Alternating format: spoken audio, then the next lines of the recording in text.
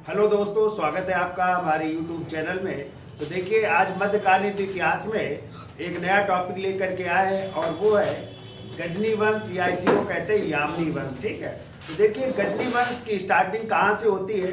तो ये लोग जो है तुर्कमेनिस्तान में जो है, जब अरबों ने जो है इन पर आक्रमण किया तो ये भाग करके ईरान से आ गए तुर्कमेनिस्तान। कहाँ पे आ गए? तुर्कमेनिस्तान आ गए और वहाँ पे कहते हैं तुर्कों से इतना घुल मिल गए कि यही लोग क्या कहलाए? तुर्क कहलाए। क्या कहलाए? तुर्क कहलाए। और इस वंश का जो पहला संस्थापक था या संस्थापक गजनी वंश का जिसे माना जाता है वो कौन था? अलप्तगीन। कौन था? तो अलप्तगीन ने शासन किया और अलप्तगीन के बाद जो है उसका पुत्र बनता है कुछ साल के लिए और उसका नाम था इसहाक। क्या नाम था? इसहाक बना। इसहाक के बाद जो है फिर अगला शासक बनता है जिसका नाम था बलक्तगीन। और बलक्तगीन के बाद जो है एक अलप्तगीन का जो है एक गुलाम था या दास था जिसका नाम था पिराई। वो अगला जो है शासक बनता है। और पिराई के बाद जो है ये पूछा जाए, इस तुर्क साम्राज्य का जो वास्तविक संस्थापक माना जाता है वो माना जाता है सुबक्तगीन। और सुबक्तगीन किसका दामाद था? सुबक्तगीन था दामाद अलप्तगीन का। किसका दामाद था? अलप्तगीन का था। और क्वेश्चन आता है कि भारत में प्रथम तुर्क आक्रमणकारी कौन था? तो आंसर क्या आएगा? सुबक्तगीन आएगा। सुबक्तगीन ने ही हिंदू शाही वंश के राजा जयपाल पर आक्रमण किया था। ठीक है, तो वो भारत में उसका पहला आक्रमण था। तो प्रथम तुर्क आक्रमणकारी क्या आंसर होगा? सुबक्तगीन होगा। और इस सुबक्तगीन की जब मृत्यु हुई तो उसने अपने पहले बड़े छोटे पुत्र को जो है अपना उत्तराधिकारी घोषित किया, लेकिन बड़े पुत्र ने सत्ता हथिया ली और वो अगला जो है गजनी का शासक बनता है। तो गजनी है कहाँ पे? तो गजनी आज जो है अफगानिस्तान में है। कहाँ पे है? तो ये गजनी प्रदेश जो है कहाँ पे है? अफगानिस्तान में है। तो कौन अगला शासक बना? महमूद गजनवी बनता है। और यही महमूद गजनवी था जिसने कई उपाधियां धारण की। उसने यामनी उद्दौला की, अमीर उल मोमिनीन की, तो कई सारी उपाधियां धारण करता है। और उसने संस्कृत भाषा में सिक्का भी चलाया था, अमीर महमूदा करके। ठीक है, तो वो भी जो है उपाधि थी उसकी। और यही जो है गजनवी था जिसने भारत पर 17 बार आक्रमण किया। कितनी बार? 17 बार आक्रमण किया। और इसका उल्लेख किया है एक इतिहासकार हेनरी इलियट ने। किसने किया है? हेनरी इलियट लिखते हैं कि महमूद गजनवी ने भारत पर 17 बार आक्रमण किया। और ये आक्रमण उसके शुरू होते हैं 1001 ईस्वी से लेकर के 1027 ईस्वी तक। ठीक है, तो पहला आक्रमण जो है 1001 ईस्वी में हिंदू शाही वंश के राजा थे जयपाल के ऊपर किया। और जयपाल पराजित हुआ और कहते हैं इसे बर्दाश्त नहीं कर पाता है और वो आत्महत्या कर लेता है। ठीक है, फिर इसका प्रसिद्ध आक्रमण बहुत पूछा जाता है महमूद गजनवी का, तो वो था सोमनाथ के मंदिर पर आक्रमण। और सोमनाथ पर कब आक्रमण किया था? 1025 ईस्वी में। ठीक है, हाँ, तो उसमें जो है सोमनाथ के मंदिर को लूटा था। ठीक है, चर्चा भी हम करेंगे। और फिर उसका अंतिम आक्रमण था 1027 में और वो था पंजाब के जाटों के विरुद्ध। ठीक है, तो 17वां आक्रमण वो जाटों के विरुद्ध था। फिर 1030 में जो है महमूद गजनवी की क्या हो जाती है? मृत्यु हो जाती है। फिर अगला वंश आएगा, गोर साम्राज्य आएगा जिसके संस्थापक होंगे मोहम्मद गोरी, जिनका भारत पर आक्रमण। एक एक शासकों से हम चर्चा कर लेते हैं। ठीक है, क्रम से चलते हैं और थोड़ी घटनाएं भी उनकी चर्चा कर लेते हैं। तो देखिए, पहला पॉइंट तो लिखिए यामनी वंश ईरान के शासकों की एक शाखा थी। देखिए, यामनी वंश ईरान के शासकों की एक शाखा थी। शासकों की एक शाखा थी। एक शाखा थी। और लिखो, अरब आक्रमण के समय, अरब आक्रमण के समय, अरब आक्रमण के समय ये कहाँ भाग करके आ गए? तुर्कमेनिस्तान है। अरब आक्रमण के समय यह तुर्कमेनिस्तान भाग कर आ गए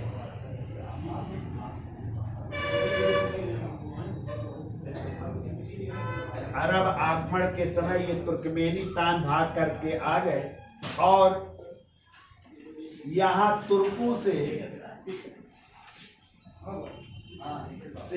इतना घुल मिल गए, तुर्कों से इतना घुल मिल गए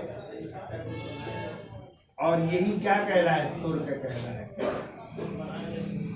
तो देखो तुर्कमेनिस्तान आ गए और यहाँ तुर्कों के साथ इतना घुल मिल गए कि इनके वंशज क्या कह रहा है, तुर्क वंश कह रहा है, ठीक है, या तुर्क कह रहा है। अब देखिए इस वंश का जो संस्थापक है तो हेडिंग डालिए अलप्तगीन, अलप्तगीन। और अलप्तगीन का टाइम लिखिए 933 से 963 ईस्वी, 933 से 963 ईस्वी इसका टाइम है अलप्तगीन का। तो लिखिए यह गजनी वंश का संस्थापक है, संस्थापक लिखिए, देखो यह गजनी वंश का संस्थापक, यह गजनी वंश का संस्थापक, ठीक है, गजनी वंश का क्या था, संस्थापक।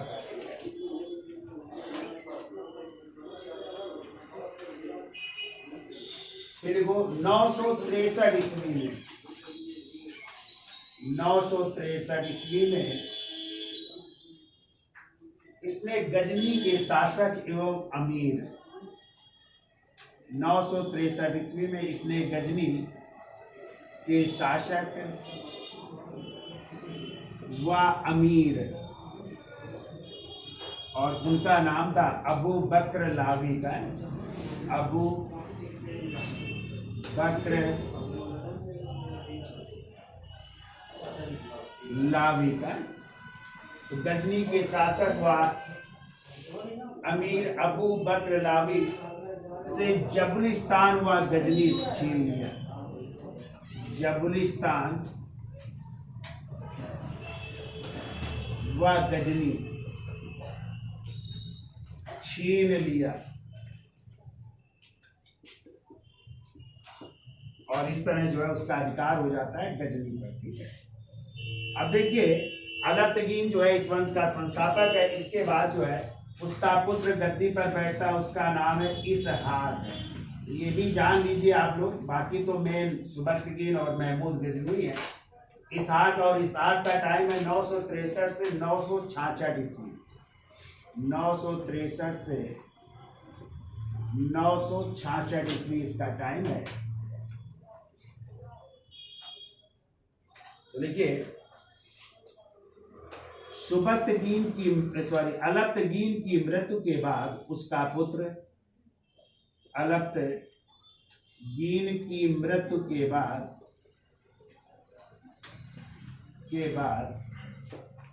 पुत्र इसहाक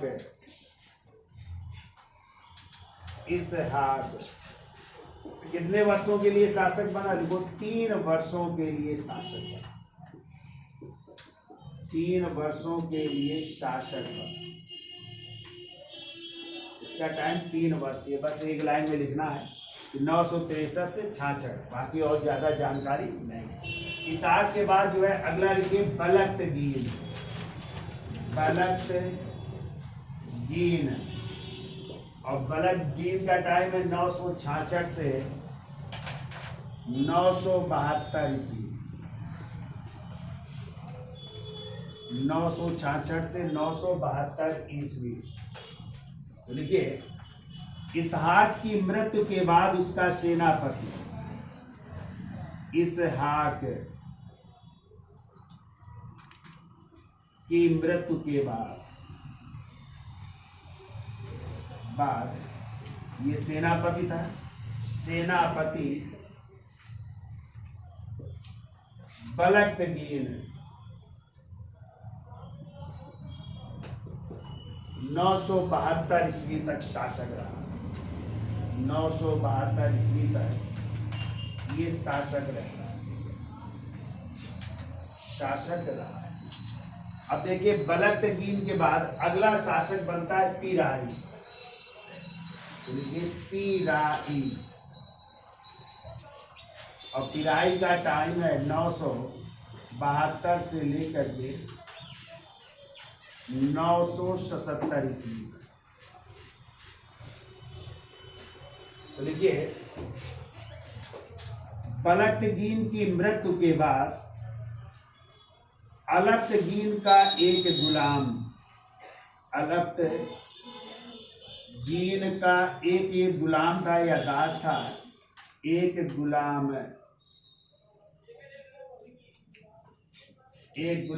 अगला शासक बना,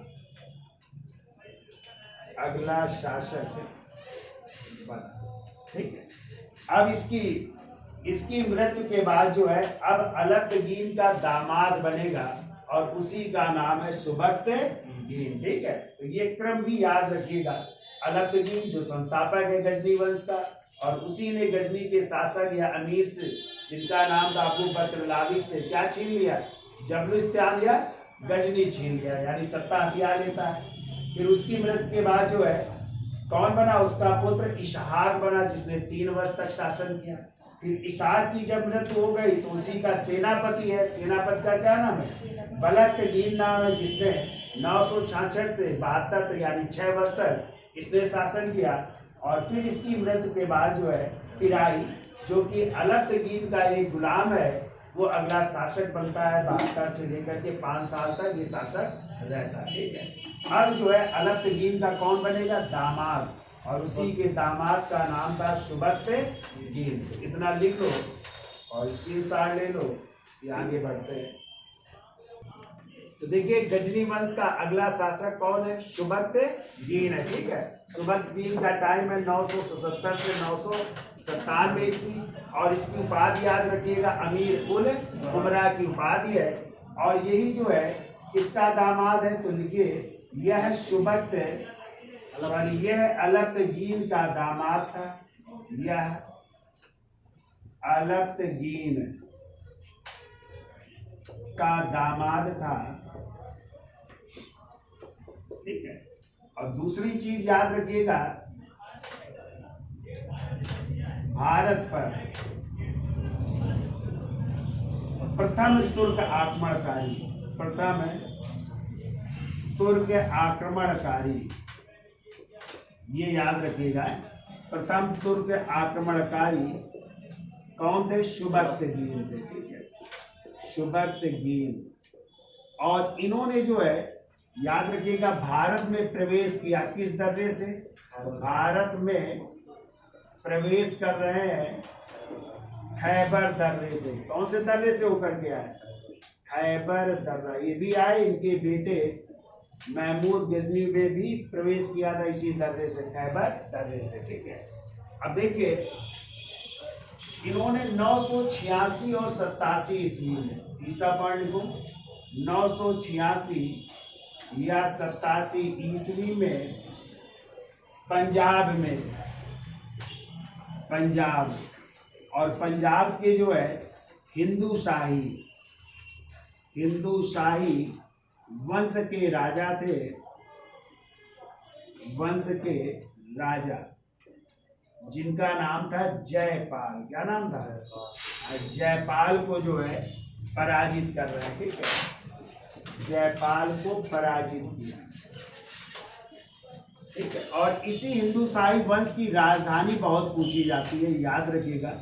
इस वंश की राजधानी थी बैहिंद, ये बहुत पूछी जाती। इसी का नाम है उदभांडपुर। क्या नाम था, उदभांडपुर,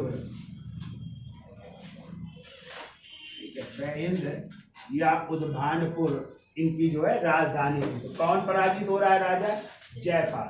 तो प्रथम तुर्क आक्रमणकारी कौन है, सुबक्तगीन है, ये याद रखिएगा, ठीक है। और तब आक्रमण कर रहा है भारत में 986-87 में, कहाँ पे, पंजाब में, ठीक है। और पंजाब में ही कौन राजा, हिंदू शाही वंश के राजा जयपाल, और इनकी राजधानी क्या है, बैहिंद या उदभांडपुर राजधानी है, ये याद रखिएगा, ठीक है।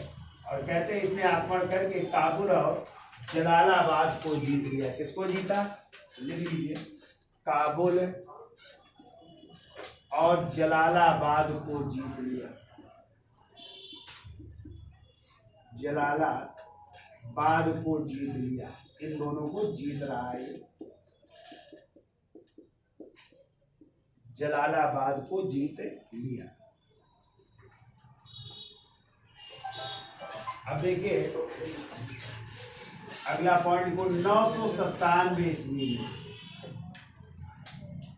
997 ईस्वी में सुबक्तगीन की मृत्यु के बाद, सुबक्तगीन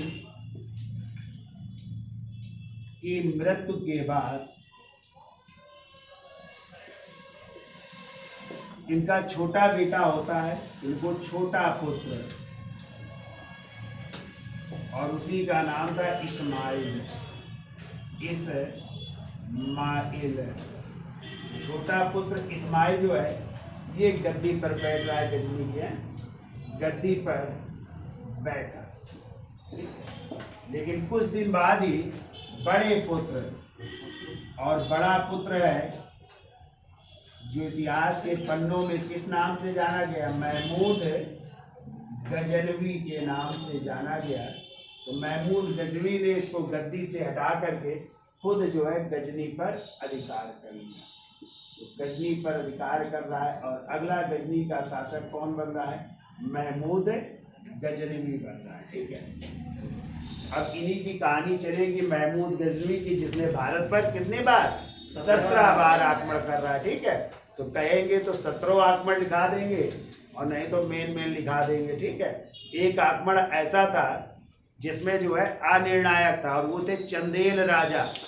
ठीक है, और उस समय थे विद्याधर, वो जो है पराजित नहीं हुए थे। ठीक है, उसकी भी हम चर्चा करेंगे। और उन्होंने फिर इनके जो है उत्साह भरे गीत या विजयी गीत भी लिखे थे इनके बारे में, महमूद गजनवी के बारे में, उनकी भी चर्चा करेंगे। इतना लिख लीजिए, और फिर इसके बाद हेडिंग डालिए महमूद गजनवी है।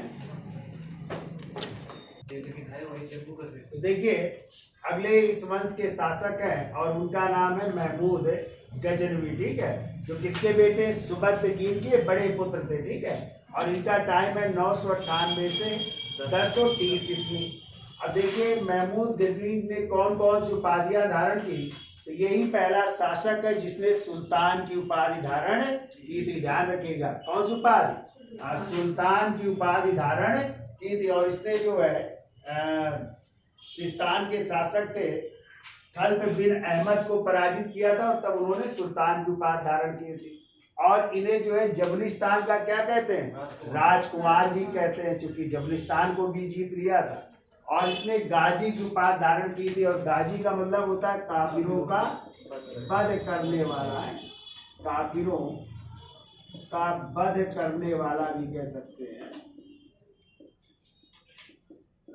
ये भी उपाधि धारण की। इसके अलावा उसने अपने चांदी के सिक्कों पे, याद रखिएगा चांदी के जो सिक्के थे उसमें अमीर ए महमूदा शब्द अंकित करवाया था, तो उसने अमीर ए महमूद की उपाधि भी धारण की थी। ठीक है, और जो उस समय खलीफा थे बगदाद के खलीफा, उनसे उन्होंने उपाधि प्राप्त की थी यामनी उद दौला, यानी कौन से, साम्राज्य का दाहिना हाथ।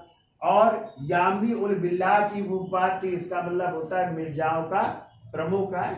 और इसकी एक उपाधि थी अमीन उल मिल्लत, इसका मतलब होता है मुसलमानों का संरक्षक, या कह सकते हैं इस्लाम का संरक्षक भी कह सकते हैं। ठीक है, तो ये भी उपाधि धारण की। और इसने प्रण किया था तभी कि जो है मैं हर साल जो है भारत पर आक्रमण, यानी खलीफा को उसने प्रण दिया था। अब वो कादिर बिल्ला थे उस समय खलीफा, उनको जो है उन्होंने प्रण किया था कि मैं हर बार भारत पर आक्रमण करूंगा। और आक्रमण में उद्देश्य क्या था उसका, एक तो इस्लाम धर्म का प्रचार करना, दूसरा जो है मेन जो था धन लूटना। क्या था, मेन जो है धन लूटना था। और तीसरा जो है मूर्ति पूजा को समाप्त करना। इसीलिए इसे क्या कहते हैं, भूत शिकन, यानी मूर्ति भंजक, यानी मूर्तियों को तोड़ने वाला भी कहते हैं। और इन्होंने ही सोमनाथ के मंदिर की जो मूर्ति थी उसको तोड़ दिया था, तो मूर्तियों को तोड़ने वाला भी कहते हैं। ठीक है, तोड़ने वाला भी कहा जाता है, ठीक है। अब देखिए महमूद गजनवी का जन्म कब हुआ था? 1 नवंबर 971 ईस्वी को हुआ था। और कितने वर्ष की उम्र में शासक बना? 27 वर्ष की आयु में 998 ईस्वी में वो शासक बनता है। उसने भारत में कहां से प्रवेश किया, किस दर्रे से? तो आज ध्यान रखिएगा, खैबर दर्रे से प्रवेश किया था, जहां से सुबक्तगीन ने भी किया था, ठीक है। तो दोनों ने वहीं से किया था, इसलिए खैबर दर्रा को क्या कहते हैं? भारत का प्रवेश द्वार भी कहते हैं, ठीक है। तो यहाँ तक लिख लीजिए, ठीक है, यहाँ तक याद हो जाएगा। चलिए आगे लिखिए। देखो मुस्लिम इतिहास में महमूद को ही सर्वप्रथम सुल्तान माना जाता है। अगला पॉइंट को, मुस्लिम इतिहास में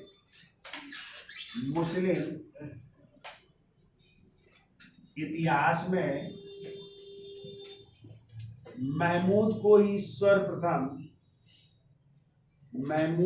सर्वप्रथम सुल्तान माना जाता है, जबकि इसके चांदी के सिक्कों में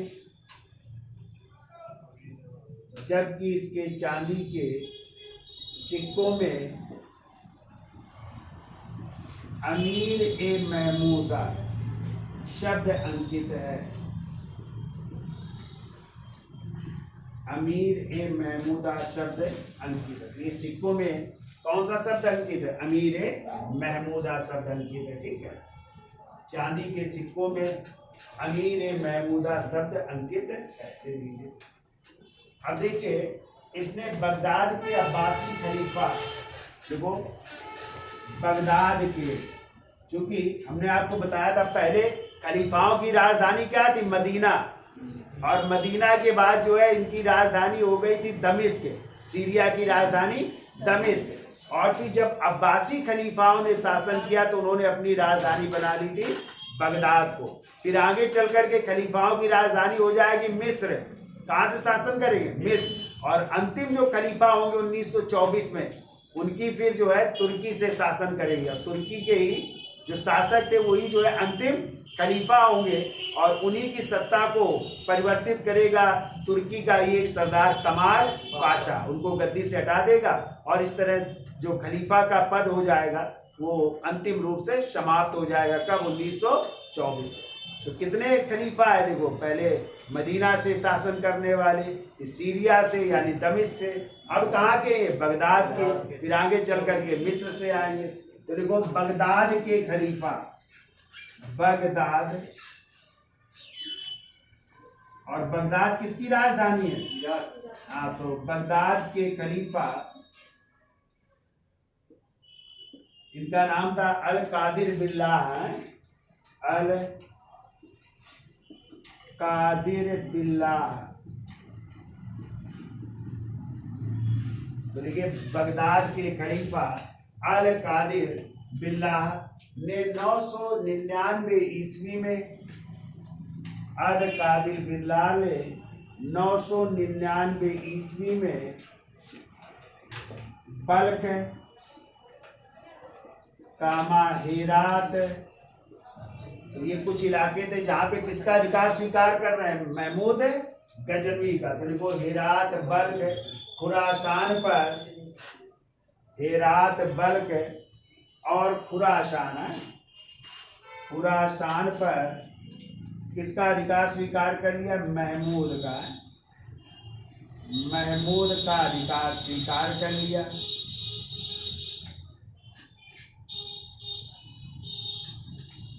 महमूद का अधिकार स्वीकार कर लिया और लिखो यामनी उद्दौला, ये वाली पॉइंट को, और यामनी उद्दौला यानी साम्राज्य का दाहिना हाथ, और यामनी उल बिल्लाह यानी मिर्जाओं का प्रमुख, और यामनी उद्दौला यानी साम्राज्य का दाहिना हाथ, और यामनी उल बिल्लाह यानी मिर्जाओं का प्रमुख, तथा अमीन उल मिल्लत यानी मुसलमानों का संरक्षक या इस्लाम के संरक्षक, तीनों उपाधियां लिखिए। की उपाधि प्राप्त की उपाधि प्राप्त की। ये तो उपाधि कौन दे रहा है? खलीफा, जिनका नाम क्या है? अल कादिर बिल्ला ने उपाधियां प्रदान की इसको, ठीक है। की उपाधियां प्राप्त की, ठीक है। फिर वो देखो, महमूद गजनवी ने खलीफा से महमूद गजनवी ने खलीफा से इन उपाधियों को प्राप्त करने के बाद प्रत्येक वर्ष भारत पर आक्रमण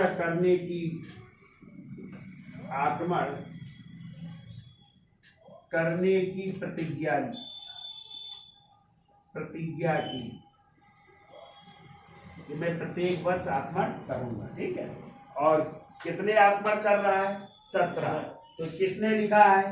तो लिखिए अगला पॉइंट, इतिहासकार हेनरी इलियट के अनुसार, महमूद गजनवी ने भारत पर 17 बार आक्रमण किए। भारत पर 17 बार आक्रमण किए, ठीक है।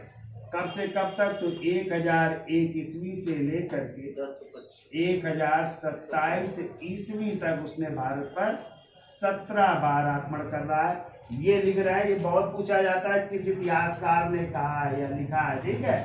इतिहासकार हेनरी इलियट के अनुसार महमूद गजनवी ने भारत पर कितनी बार? 17 बार आक्रमण किए, और वो शुरू हुए 1001 से लेकर के 1027 ईस्वी तक, ठीक है। और इसी महमूद गजनवी के दरबार में कई जो है साहित्यकार रहते थे। जैसे आप लोगों ने अलबर्नी का नाम सुना है? अलबर्नी की कौन सी किताब है? तहकीक-ए-हिंद या किताबुल हिंद। इन्हीं के दरबार में रहते थे कौन? फिरदौसी। और फिरदौसी की किताब कौन सी?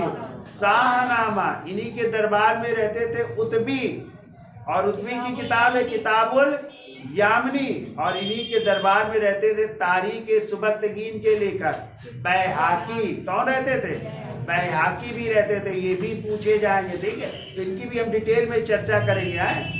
फिरदौसी और अलबर्नी संस्कृत के बहुत बड़े विद्वान थे, और उन्होंने कहाँ पे शिक्षा ग्रहण की थी? संस्कृत की। काशी में, बनारस में जो है उन्होंने संस्कृत की शिक्षा ग्रहण की थी। क्या क्या उल्लेख किया है कि नामों से जाना जाता है। उनकी किताब को भारत का दर्पण कहते हैं।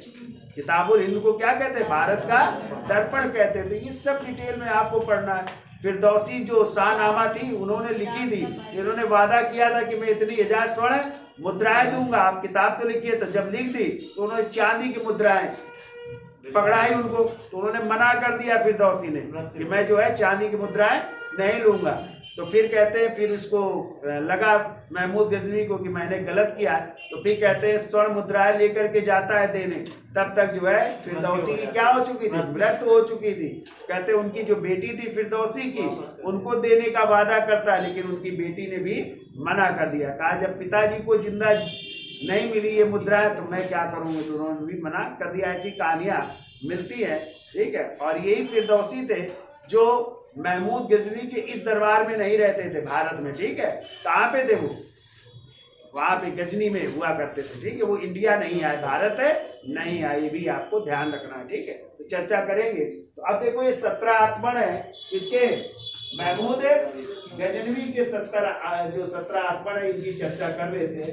और इनका जो है आक्रमण के बारे में हमने आपको बताया था। मेन उद्देश्य क्या था? इस्लाम का प्रचार तो था ही, लेकिन मेन था धन को लूटना। तो लिखो, इन आक्रमणों का मुख्य उद्देश्य क्या लूटना था? धन लूटना था, ठीक है। धन लूटना। जबकि कुछ इतिहासकारों ने कहा साम्राज्य विस्तार या इस्लाम धर्म का प्रचार, लेकिन मेन उद्देश्य क्या था? धन लूटना था। ठीक है। और यहाँ पे जो है, जो अभी हमने बताया, उसने क्या किया? मूर्ति पूजा का विरोध किया है, और मूर्तियों को तोड़ने वाला भी कहा जाता है। तो क्या कहते हैं? बुत शिकन कहते हैं। ठीक है। तो मूर्ति पूजा का विरोध कर रहा है। ठीक है, ये भी याद रखिएगा, मूर्ति पूजा का विरोध किया, मूर्ति पूजा का विरोध है। और इस्लाम धर्म का क्या किया? प्रचार प्रसार किया। ठीक है। अब मूर्ति पूजा को समाप्त करना, ये लिखा है कुतुबी ने। क्या लिखा है? कुतुबी लिखते हैं इतिहासकार, उन्होंने, कुतुबी ने लिखा है कि मूर्ति पूजा का विरोध करना या मूर्ति भंजक, मूर्तियों को तोड़ना। ठीक है। इसीलिए नाम भी उसने कौन सी उपाधि धारण की? बुत शिकन की उपाधि धारण की थी। ठीक है। और कुतुबी ने कहा है दारुल हर्ब के स्थान पर क्या बनाना? दारुल इस्लाम। ये भी याद रखना, दारुल हर्ब के स्थान पर भारत को दारुल इस्लाम बनाना, यानी इस्लामिक देश बनाना था। ठीक है। दारुल इस्लाम बनाना था, ये भी कुतुबी ने लिखा है। पहले सभी धर्मों के लोग थे यहाँ पे, तो दारुल हर्ब के स्थान पर क्या बनाना? इस्लामिक देश बनाना, ये भी इसका उद्देश्य था। तो लिख लो, कुतुबी ने ये लिखा है मूर्ति पूजा का विरोध करना, और दूसरा दारुल हर्ब के स्थान पर दारुल इस्लाम बनाना मेन उद्देश्य है। अब हेडिंग डाल लीजिए, महमूद गजनवी के आक्रमण। तो 17 आक्रमण लिख लेते हैं, एक एक लाइन में है, हम लिखते चलेंगे, आप लोग नोट कर लीजिएगा। तो पहला हमने बताया 1001 ईस्वी में कहाँ पे? हिंदूशाही राजा जयपाल। और कहते हैं जयपाल ये पराजित हुआ, बंदी बना लिया गया, फिर जो है उनके बेटे ने छुड़ाया पैसे दे करके, धन दे करके, लेकिन कहते हैं उससे वो जो है आत्मग्लानि हुई और उसने जो है क्या कर ली? आत्महत्या कर ली। तो क्वेश्चन आता है कि किसने आत्महत्या कर ली थी? तो यही हिंदूशाही राजा जयपाल ने क्या कर ली थी? आत्महत्या कर ली थी। ठीक है। तो लिखिए, हेडिंग डाल दीजिए महमूद गजनवी के आक्रमण है, महमूद गजनवी के आक्रमण। तो देखिए प्रथम आक्रमण है, देखो प्रथम आक्रमण, और वो है 1000 ईस्वी में है। कहीं कहीं 1001 से मिलेगा और कहीं कहीं 1000 से 1027 ईस्वी तक। तो देखो 1000 ईस्वी में पंजाब के सीमावर्ती क्षेत्रों पर, पंजाब के सीमावर्ती क्षेत्रों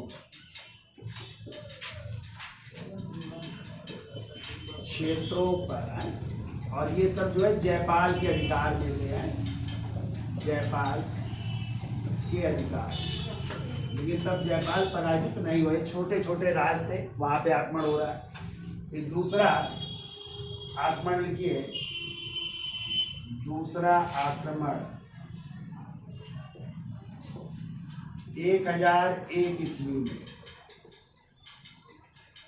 1001 ईस्वी में हिंदू राजा जयपाल के विरोध है, हिंदू शाही वंश के राजा जयपाल के विरुद्ध, जयपाल के विरुद्ध, और जयपाल क्या हो गया? पराजित है, जयपाल पराजित। हिंदू शाही वंश की राजधानी क्या थी? अभी हमने बताया उद्भांडपुर। ठीक है। और इसने क्या कर ली? आत्महत्या कर ली। ठीक है। जयपाल पराजित और क्या कर ली? आत्महत्या कर ली। कहते बंदी बना लिया जाता है, फिर धन दे करके छूटता है, लेकिन फिर आत्महत्या कर लेता है। फिर वो तीसरा आक्रमण, तीसरा आक्रमण, और तीसरा आक्रमण हुआ था 1004 ईस्वी में, 1004 ईस्वी। और ये आक्रमण था उच्च के राजा, उच्च के राजा थे बाजरा। ठीक है। बाजरा पर, उच्च के राजा बाजरा। उच्च जो है सिंध का इलाका था, तो सिंध क्षेत्र था या सिंध प्रांत का क्षेत्र था, वहां पे आक्रमण किया था। फिर लिखिए चौथा आक्रमण। चौथा आक्रमण लिखिए, और चौथा आक्रमण 1005 ईस्वी में मुल्तान के अब्दुल फतेह दाऊद के विरुद्ध। 1005 में मुल्तान के शासक मुल्तान के शासक अब्दुल फतेह दाऊद के विरुद्ध।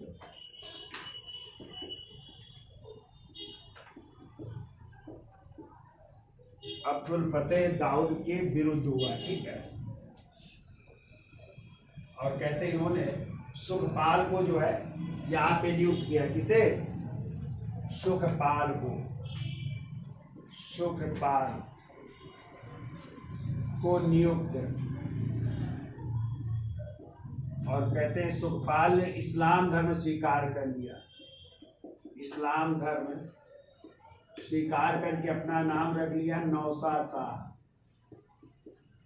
ठीक है। तो क्या नाम रख लिया? नौसा शाह। किसने? सुखपाल ने, ठीक है।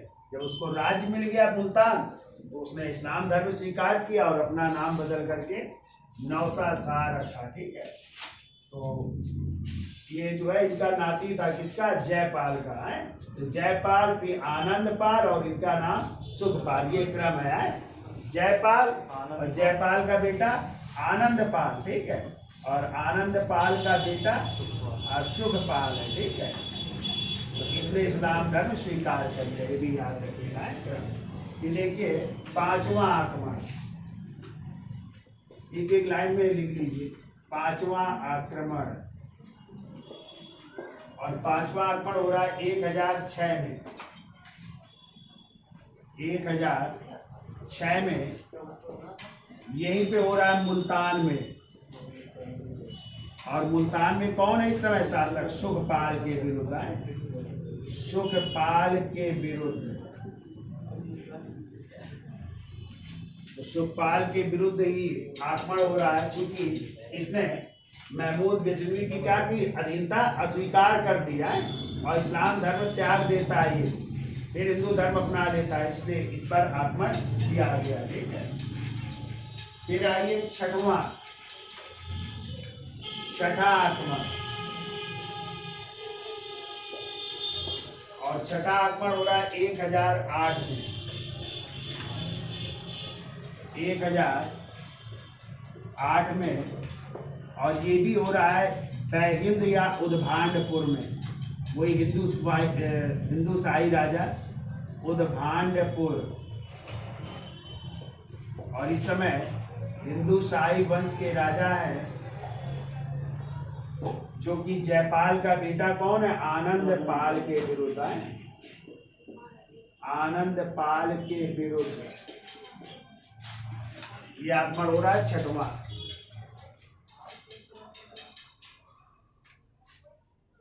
फिर आइए सातवां। तो सातवां आक्रमण लिखिए,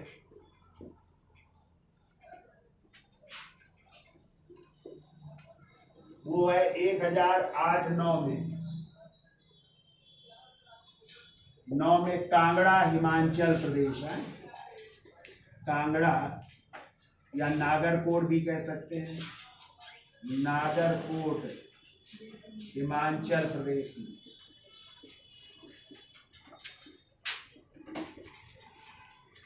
सर आ गए ठीक है। तो जल्दी लिखो हिमाचल प्रदेश है, तो यहाँ पे हुआ। ये लिखो आठवां आक्रमण, वहां पे स्थानीय शासकों के खिलाफ हो रहा है। आठवां आक्रमण लिखो 1010 में। 1010 में, और यहाँ पे फिर ये मुल्तान में हो रहा है, और मुल्तान के शासक फिर है फतेह दाऊद है। फतेह दाऊद, और इन्होंने फिर टैक्स दिया, भू राजस्व दिया। वो राजस्व कर दिया, ठीक है, वहां पे आक्रमण। लिखिए नवा आक्रमण, और नवा आक्रमण हो रहा है 1012 ईस्वी, और ये हो रहा है थानेश्वर के शासक राजा राम के विरुद्ध। थानेश्वर हरियाणा में पड़ता है। थानेश्वर के शासक राजा राम के विरुद्ध और ये पे एक मंदिर था, चक्र स्वामी मंदिर है, को लूटा इसने। देख लो, चक्र स्वामी मंदिर को लूटा, चक्र स्वामी मंदिर को लूटा। नीचे दिख जाएगा अभी। 10वां लिखो, 10वां आक्रमण भी हो रहा है 1012 ईस्वी में, ठीक है, और ये हो रहा है आनंद पाल के पुत्र त्रिलोचन पाल के विरुद्ध। आनंद पाल के पुत्र त्रिलोचन पाल के विरुद्ध। त्रिलोचन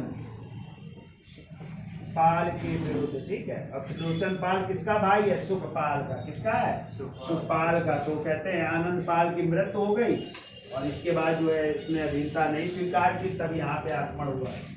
फिर आइए 10 के बाद 11वां लिखिए, और 11वां आक्रमण हो रहा है 1015 में कश्मीर के शासक के विरुद्ध। 1015 कश्मीर के शासक थे संग्राम राज। शासक संग्राम राज के विरुद्ध, और संग्राम राज जो है ये लोहार वंश के थे।